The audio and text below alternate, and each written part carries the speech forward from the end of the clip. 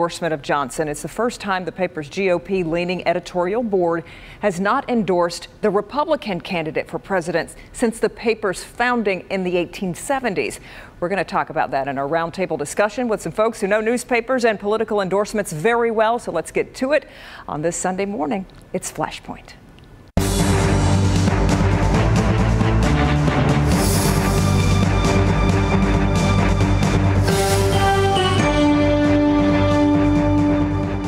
Thank you for being with us. Lots to talk about on this Sunday morning, so let's jump right in. Joining me at the roundtable is Metro Times columnist and head of the journalism faculty at Wayne State University, Jack Lessenberry. We also have Nancy Kaffer. She is the columnist at the Detroit Free Press. We've got Bankalay Thompson. He's the former editor of the Michigan Chronicle and now a contributing columnist at the Detroit News. And of course, Nolan Finley, the editorial page director at the Detroit News, which made a lot of news this week, which we will get to. That big historic endorsement this past week backing Libertarian candidate Gary Johnson. Before we get to his latest cringe-worthy moment, let's talk just a little bit about endorsements and let folks know what goes into endorsing a candidate, a political candidate. Do you guys sit in a room? Do you do rock, paper, scissors? Do you raise your hand and vote? How does it go? Nolan, you want to start? Well, it's a process. I mean, we try to get the candidates to come in. In this case, we did get a good deal of time with Gary Johnson. We weigh our values against the candidates' values, our positions against theirs. We weigh their character and our comfortableness with how they would govern and who they would be as president. And it all goes into that. We talk it out and try to come to a consensus. How does it work over at your paper? Pretty much the same way. You know, it's a lot of times it's pretty apparent, but there is all this due diligence that we do. This year we did something a little different with our state legislative endorsements. We, because we believe that the Republican majority in Lansing has just done a terrible job, we endorsed specifically in what we thought were certain potentially swing legislative districts, and so we endorsed all Democrats in those races because we felt like there's a potential to build a Democratic majority that might be able to be a little more productive than the current Republican majority. So that was a specific target we had in mind there. So we used our endorsement power toward a specific goal there. Of course, we did have to make sure all of the candidates were credible, reasonable people. We weren't going to go solo to get to our goal here. But yeah, it's sometimes Nolan makes it sound very rational. In my experience, sometimes there's a lot of like screaming at each other and some real arguing about to get to where you need to go. Bankalay, in your experience, you've worked at a few papers over your career. How's it been? Is it pretty much like Nolan described? It's pretty much the same. You know, you bring in the candidates, you interview them and see what their position is vis-a-vis what your institutional position is. And I think it's also important to know that endorsement actually it's expressing the institutional value and philosophy of the paper itself, as a paper. And I think some endorsements do not necessarily reflect, the newsroom coverage of news, and it does not reflect, there's a demarcation between the editorial board and of course the newsroom. So the endorsement of a candidate doesn't necessarily change how a newsroom will cover that particular candidate itself. Sure. It's an institutional position. The paper saying, okay, here is who we believe, represents the institutional position and value of the paper. Jack? Well, sure, I've been on a number of editorial boards, and I'm still an advisor to one in Toledo, Ohio. It depends on the newspaper. In fact, if it's a family-owned newspaper, whoever owns it usually has sort of a final say. But one thing I should mention, I think, is that endorsements are often more important in lesser-known cases. I don't think a lot of people decide from the newspaper who's going to vote, they're going to vote for president, but they often do for a circuit judge because they don't know these people. And I've seen people cut the News and Free Press endorsements out and take them into the voting booth. Sure. So how influential, though, would you say the local newspaper is for endorsing in terms of voters? Does it matter, especially to millennials? And Jack, you can talk a little bit about this since you're over at Wayne State. You deal with a lot of millennials. Does it matter to them? Well, millennials don't read the newspaper a lot. This is the problem. They read their phones. And there's a big presumption about millennials. And the question is, are they going to vote? And if they do, are they going to vote dramatically one way or another? I just want to know that you can actually get the newspaper on your phone. Yes, right. That's very true. Right. But, sadly, I don't even see my journalism students reading it on their phone unless I bludgeon them into doing it. Yeah. So, well, I think the social media is also angle. Let me double down on that. I do post my columns on Facebook, on Twitter, and so forth. So, I mean, there are millennials who are reading, what is happening on the phone. But again, I'm not sure if you know, newspaper endorsements again are just institutional position. You know, sometimes it may not just carry, it may not carry the weight that we expect, because you know we've had cases where newspapers have endorsed certain candidates, and those those candidates went on to lose, and the other candidate won. So, but they are more influential when they take an unexpected position. When the News endorsed Romney and the Free Press endorsed Obama 4 years ago, no one was surprised. This one was a big surprise. So talk about that, Nolan. A big surprise indeed, and you've caught a lot of flack for that. Yeah, you know, and a lot of support. Yeah, I mean, this was a surprise to us as well. But, you know, normally we're a conservative newspaper. We tend to fall along the lines of the Republican Party. But the Republican Party and its nominee this year it's not something we recognize. And we looked at Donald Trump. But, you know, we've been saying from the beginning of the year, we wouldn't endorse Donald Trump. We've been in the never Trump camp for almost a year now, almost since the time he got in. And you know, Republicans decided, the Republican primary voters decided, we're going to throw the establishment out the window, and we're going to get a real fire breather, you know, red meat guy as our nominee, because we've lost past elections because the establishment chose the nominee. And so now they have Trump, and let's see, and the establishment's gone. Let's see what they do with him. What do you think about that, Nancy? About Nolan's endorsement? Yeah, the endorsement. I think Nolan's endorsement actually probably is one of those presidential endorsements that has the ability to move the needle. I think, as he says, there's a lot of Republicans who are frustrated with their nominee.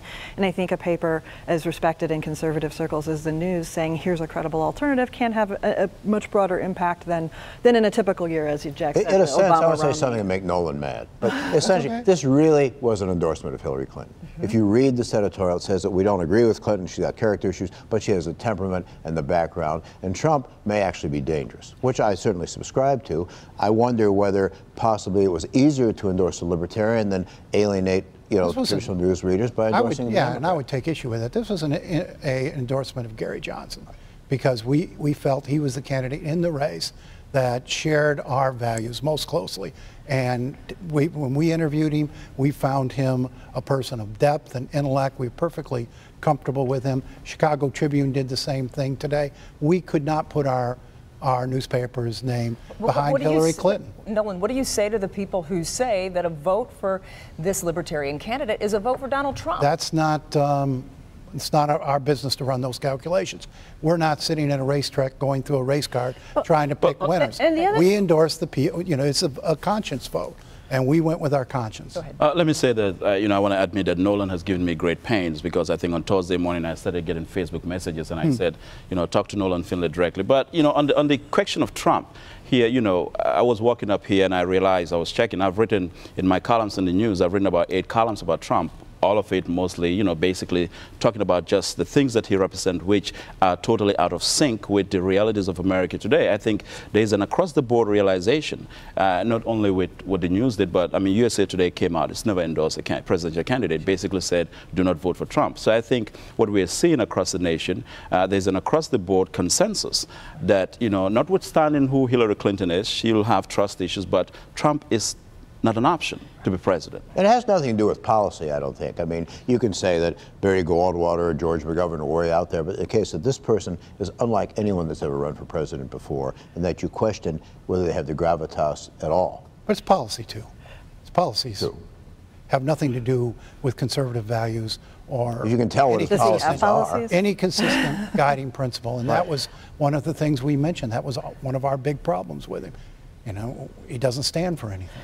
I think part of the problem, though, is that his followers are so opposed to anything that has, you know, traditional sources of authority or anything official that, as you said, there's this consensus lining up that Trump is a danger to the country and can't be elected. And I'm pretty sure that just causes the people who support him to dig in deeper. That's why they like him. Okay, we've got to take a break. We'll have more from a roundtable discussion right after this.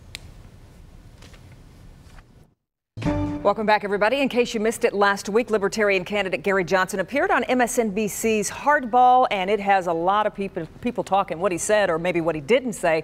Take a listen here. Anybody in the world you like, anybody, pick any leader. The former president of Mexico. Which one? I'm having a brain. Well, name anybody. He could not name a world leader that he looked up to, and that has a lot of people talking. This is a candidate for president.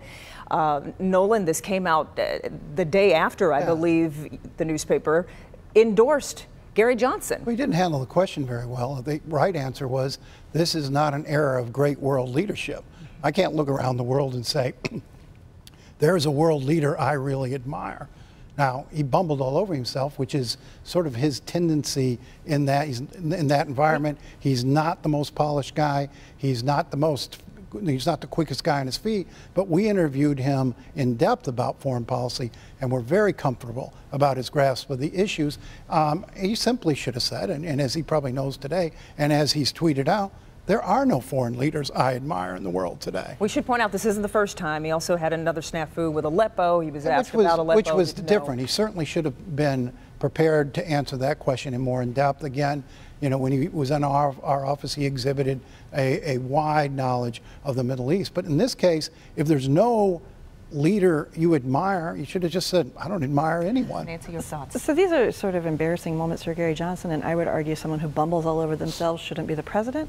But I think that the stuff he can't remember is scary. The stuff he can remember and proposes to do if he became president is worse. Wants to privatize Medicare and Medicaid, wants to eliminate the minimum wage, believes that climate change is happening and that man-made factors have contributed to it, but that we can't afford to do anything about it.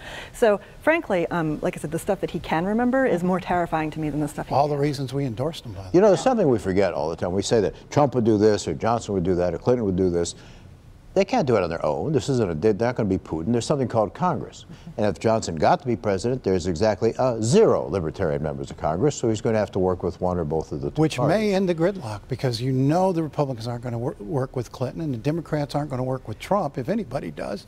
Maybe this is a guy who can finally break through the gridlock we've been living with for 2 administrations. He's not going to get elected, so we're not going to find out. But I think that there's plenty everybody starts with 0 votes on election day. Enough people get up and vote for him, he's got the same chance as anyone. Was there a lot of panic that morning when he made this snafu at the newspaper? None, because we watched that, and did he give the right answer? No, but you know, we would have given the same answer. There are nobody we admire. But look, I think we can make the bet. Gary Johnson is not going to be the commander-in-chief on November 8th. He will not be inaugurated in January 2017. It's going to be either Donald Trump or Hillary Clinton. I think that's where things are right now. And I think it's important to note that, you know, we just talked about it in the break, that Donald Trump has yet to receive any kind of newspaper endorsement, and I'm waiting to see. He had the National Enquirer. The National.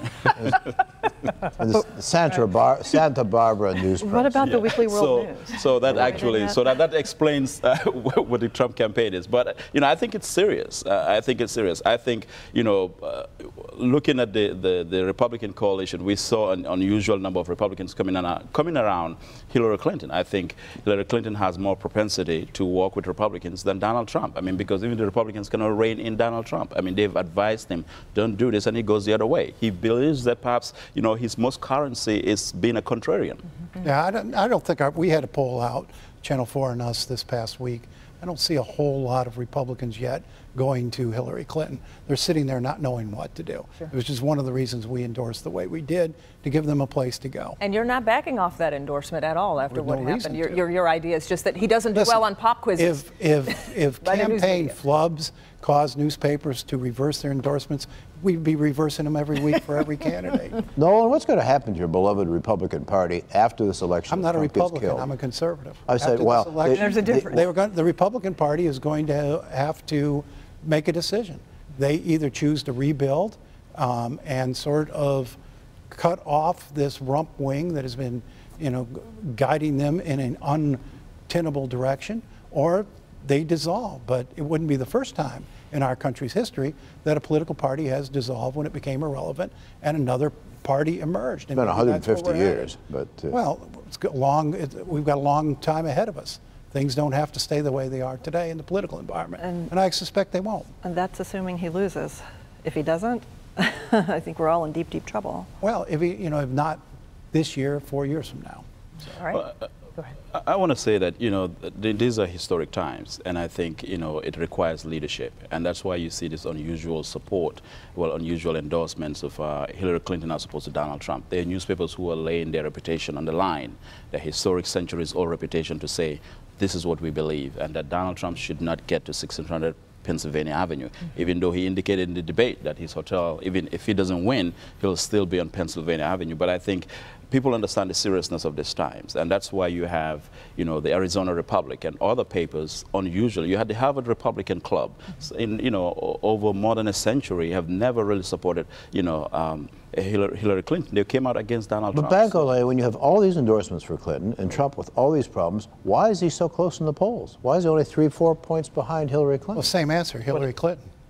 And she can't pull away. I mean, any other Democrat would be beating this guy by 20 points. But that trust factor, that disconnect between her and the American people, the baggage she brings in, you could pick almost any Democrat would be up 20 points on this guy. Okay, I'm sorry, guys. We do have to leave it right there. We got to go to break. Stay with us. We'll be right back.